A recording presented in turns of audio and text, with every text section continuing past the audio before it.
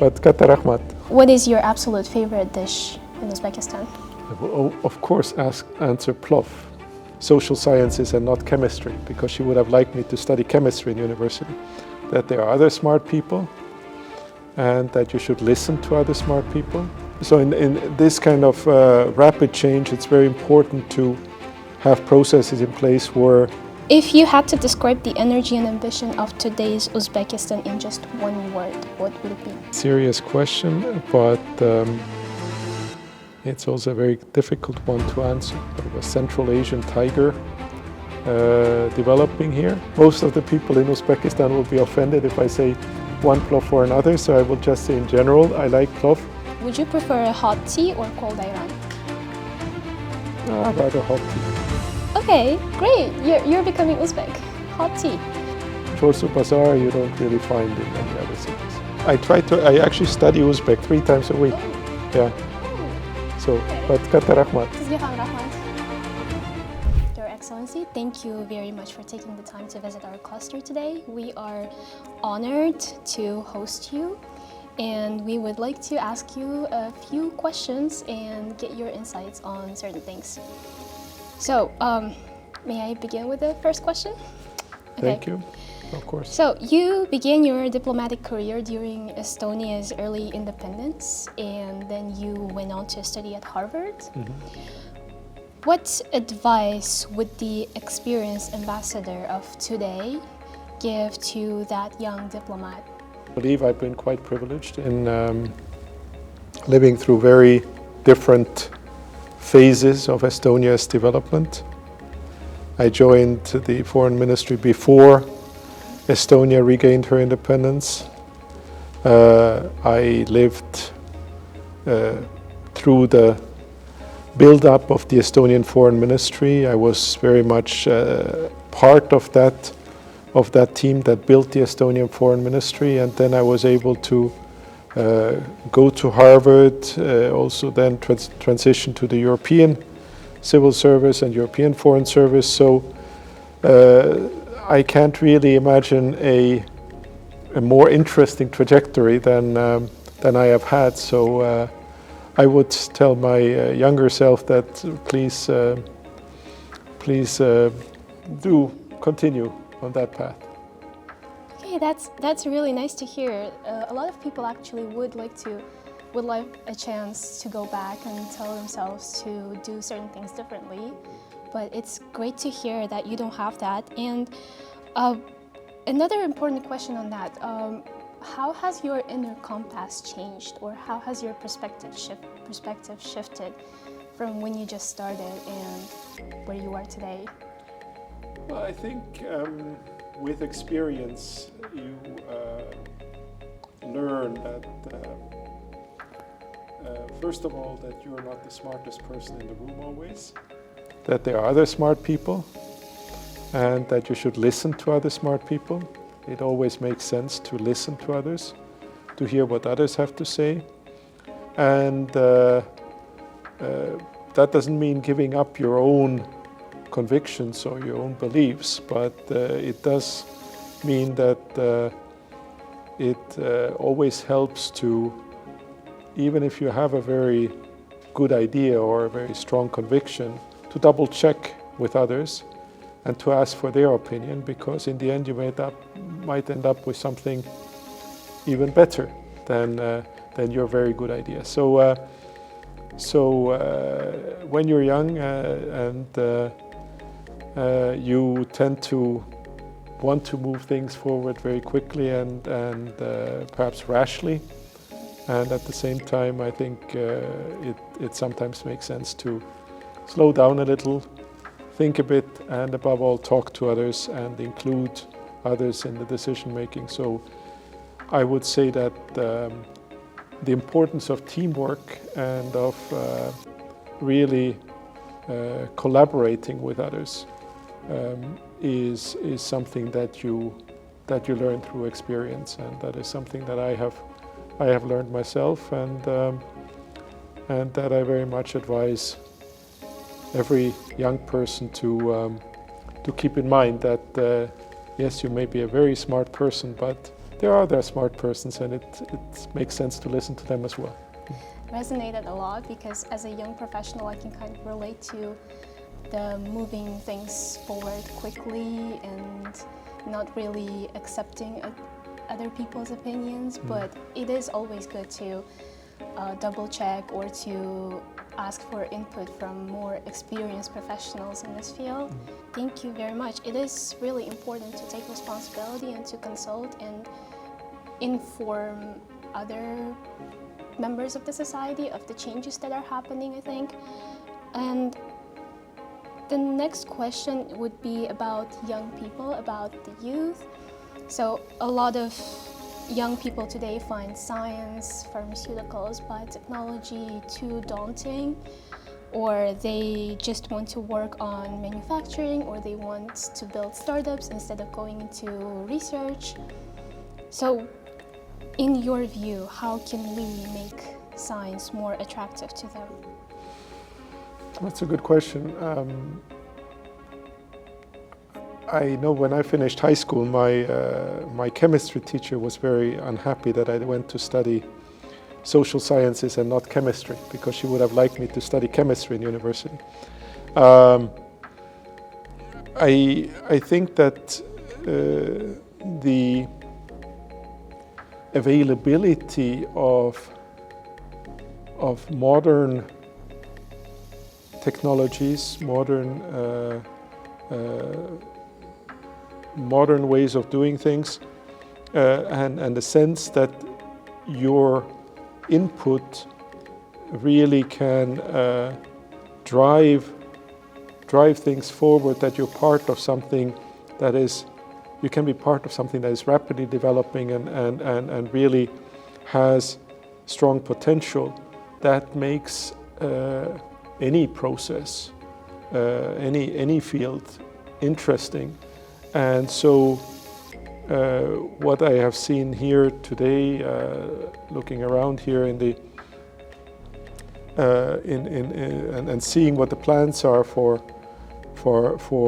pharmaceutical and innovation and development here, I think that should be something that is attractive to young people. That is that you have the possibility of not only studying chemistry or something, but that can lead to something, being part of something bigger and of an innovative process that is taking place right here in Uzbekistan. So I think for any student, any young person, the sense that you can be part of a dynamic process should be an attractive one. As a young person working in the Tashkent Farm Park cluster, I can testify that knowing that you're a part of the change that's happening, or seeing the bigger picture overall, like all of the improvements that are happening and seeing how the buildings are being built even, it does make a lot of change in everyday life, in your day-to-day responsibilities. It is really attractive. Thank you for pointing out. And so, as you probably know, in October 2025, there was an enhanced partnership and cooperation agreement signed, and pharmaceutical sector was included for the first time for Uzbekistan and European Union relations. What do you think? How will this agreement translate into practical opportunities, especially for a cluster like ours? Well, I think that there's a lot of unused potential in our relationship, in our scientific relationship as is. So yes, the Enhanced Partnership Cooperation Agreement provides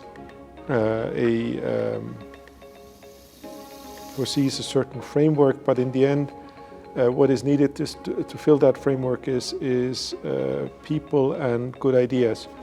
And here I would particularly point to Horizon Europe and the fact that this is actually quite a large program of the European Union, scientific program of the European Union, where Uzbekistan up to now has not really participated to the extent that it could.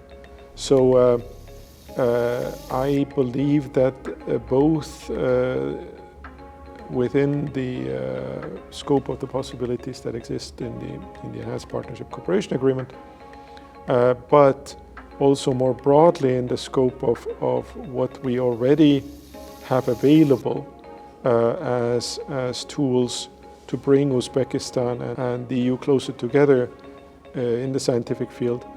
I think if we make use of those opportunities, then we can really make a significant impact, I would say, on the scientific world here in Uzbekistan, but I hope also on pharmaceutical developments in the European Union, because once we have a good collaboration going, then I'm sure it will not be a one-way street. There will be innovations from Europe that will be used here, but also innovations from Uzbekistan that can find their way back to Europe. That Horizon Europe is it is a hidden gem. Not everyone knows about it. Not a lot of people know about it. Everyone has heard about Fulbright, about Erasmus, but Horizon Europe is something that a lot of people are really confused about.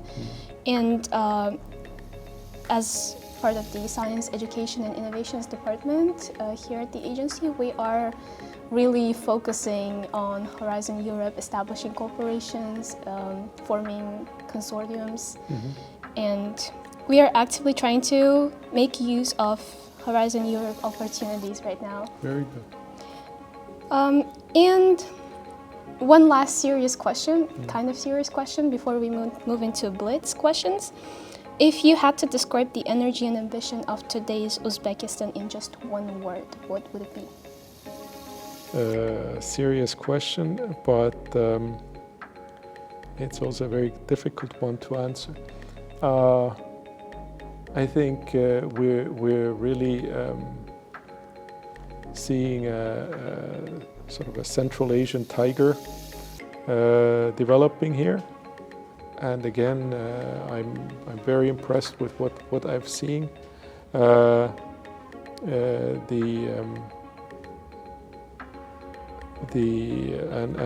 I'm very keen to see that this process, this rapid change, is as has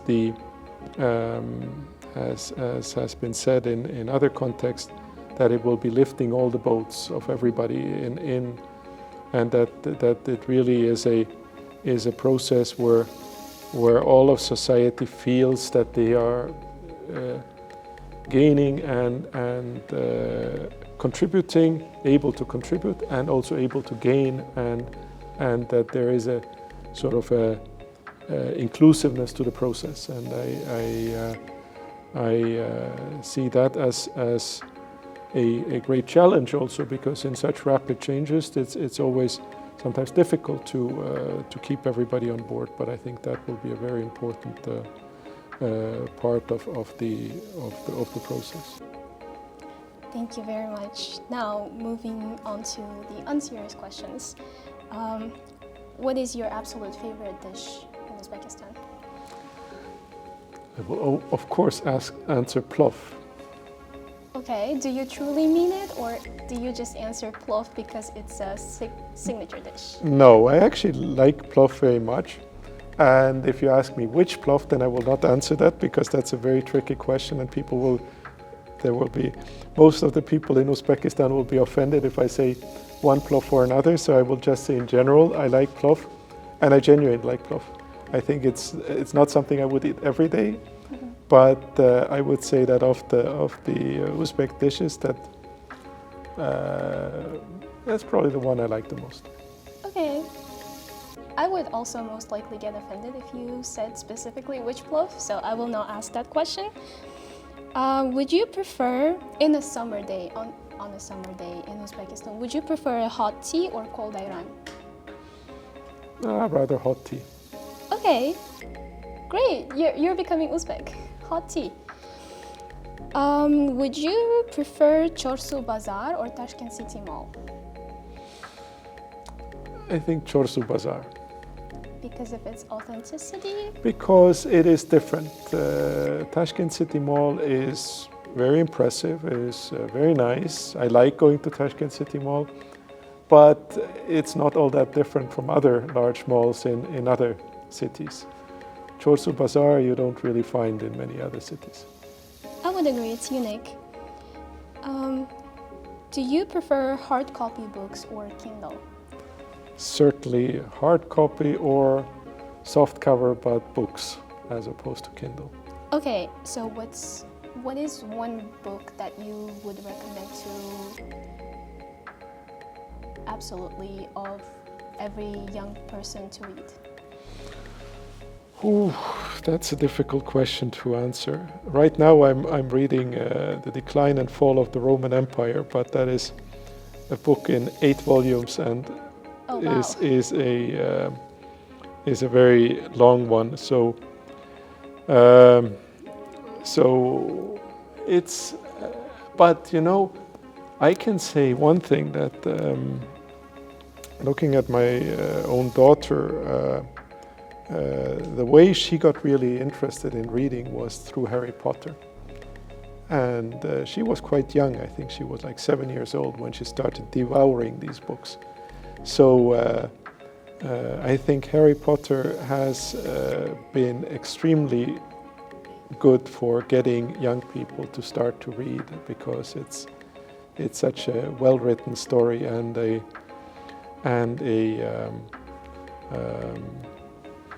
fascinating world that has been built there. But other than that, People for in their 20s or 30s? well, in that same vein, perhaps Lord of the Rings is a fantastic trilogy. It is really good. Since you mentioned that you are reading The Rise and Fall of Roman Empire. Decline and Fall of the Roman Empire. Okay. I'm going to ask a very Gen Z question here. What is your Roman Empire? What is my Roman Empire? I think that book is actually, or those books, which were interestingly, it was written in 1776, so it's a very long time ago. But it is still considered one of the important works on the Roman Empire. I think it is a valuable book to learn about how empires, also very solid, very big empires, can crumble and fall, and so it surely has lessons for anyone living today or in past or even future generations, because processes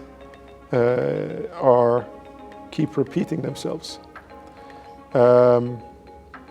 They perhaps come a bit differently, they develop a bit differently, but in the end there are many similarities. And so I think the knowledge of history for anyone who wants to be engaged in politics, in governance, is a very valuable asset, because you can draw parallels and you can also then point to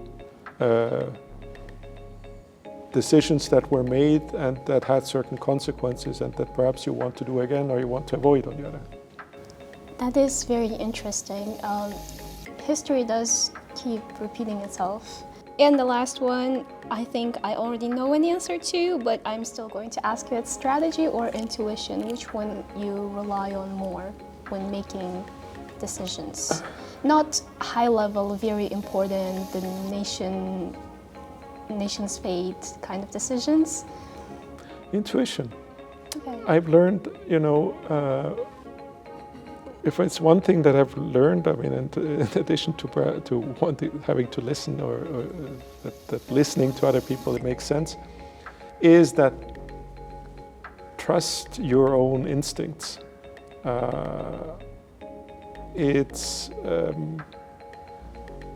In the end, if you want to talk to other people, if you talk to other people, you listen to other people, you get all kinds of inputs. And then afterwards you have all of that, but it's still you who has to make a decision about doing this or doing that.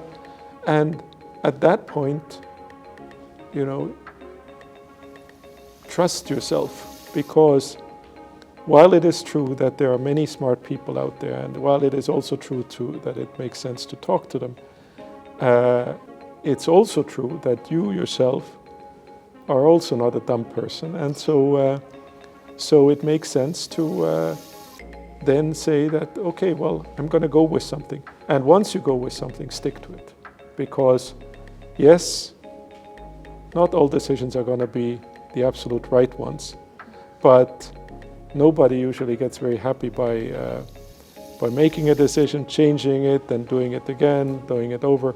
So trust yourself, make a decision, and go with it.